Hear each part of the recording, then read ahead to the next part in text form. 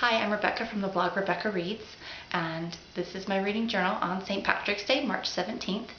I'm going to talk about some of the books that I'd like to start in the coming week. I won't get through all of them read in the coming week, but I want to get some progress made.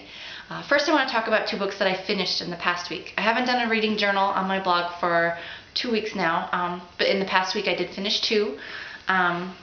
First is East of Eden by John Steinbeck, and the other is The Help by Catherine Stockett. You can tell they're both pretty thick books. East of Eden I've been reading for about 2 months, and it was a reread for me. The Help I read in the course of about 24 hours, and I stayed up to an embarrassingly late hour finishing it. Just want to say I didn't really believe the hype on this one, and I'm very suspicious when a book is recommended by everyone. My book club was reading it for next week, and so I decided to give it a try, fully expecting to be underwhelmed. Well, I couldn't put it down. I read it over the course of 24 hours, and it was lots of fun. Thinking about these two books, though, I'm going to reread East of Eden if I reread any of them, just because, I've already reread this once, and it's just so rich. So they're both good books. The Help isn't a perfect book, but I really, really enjoyed it.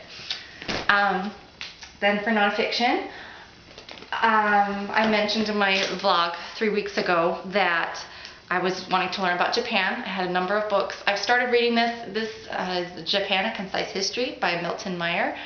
The chapters are about 10 pages long, which is just the right length. I have a hard time focusing after that. And even though I've had it for 3 weeks now, I'm only on page 87. So I'm not sure.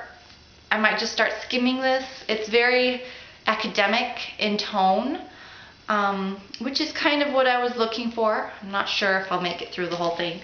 I also have the one I decided to read for the literature is an abridged and edited, translated by Don Sanderson. It's the Suichi Kato, History of Japanese Literature. This is about 300 pages, 300 pages, and it's an abridgment of a 3-volume set. It looks like just what I want. I'm not sure how. I think I'll have to return it and get it in another month or so. I've only read 30 pages, and it's going to be due soon. So I do want to learn about Japanese literature. I kind of had a lot going on lately. Then other nonfiction, I finally got Darwin's Origin of Species, the graphic adaptation. I'm really excited about this. Beautiful pictures.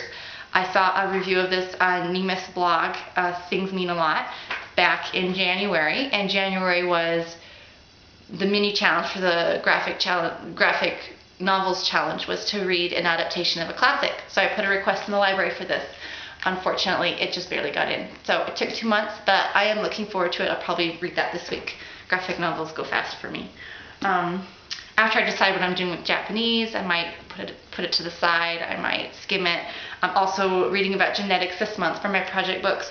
And Ava mentioned Genome, the autobiography of a species in 23 chapters by Matt Ridley. And this looks good. I did finish a couple other books recently about genetics, so this one also looks very interesting to me. And it's about 300 pages, so I might start it this week, depending on what I do with the Japanese book. I do want to read about Japanese history. Maybe, I don't know, maybe it's just too dense for me. Speaking of Japan, I gave up, unfortunately, on Yasuna or Kawabata.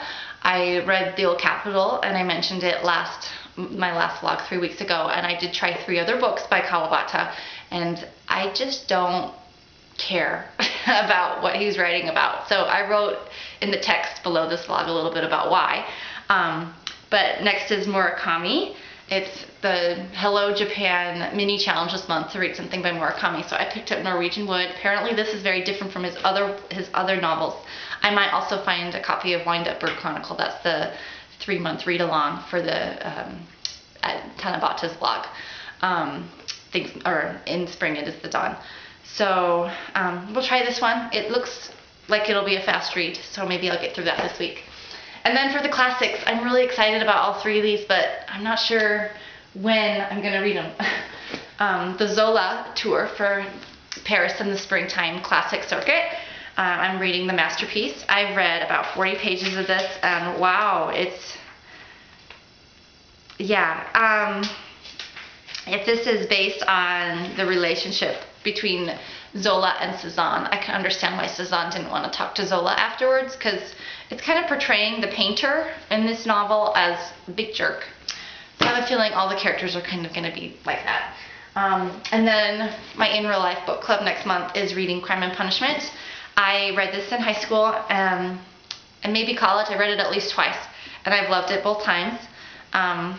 This time I'm going to read the Pevere and Volokhonsky translation, and I'm really excited to begin this. I have not begun yet, and it's more than 500 pages, so I have 1 month to read that.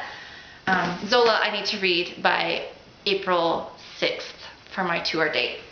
So I need to get working. It's just kind of depressing so far, and it's only 40 pages.